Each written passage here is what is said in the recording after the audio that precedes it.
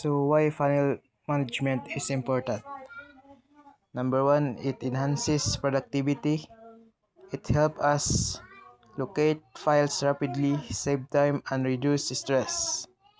Number two is optimizes storage space. We can free up valuable disk space by deleting duplicates and outdated files. Number three, secures data and reduces risks. It can protect sensitive information from loss, theft, or unauthorized access. Number four, facilitates collaboration.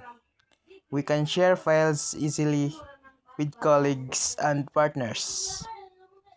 Number five, ensures version control.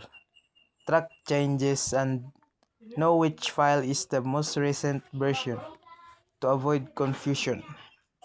And lastly is improves workflow and efficiency. It can create a logical file structure for smoother operations and better decision making.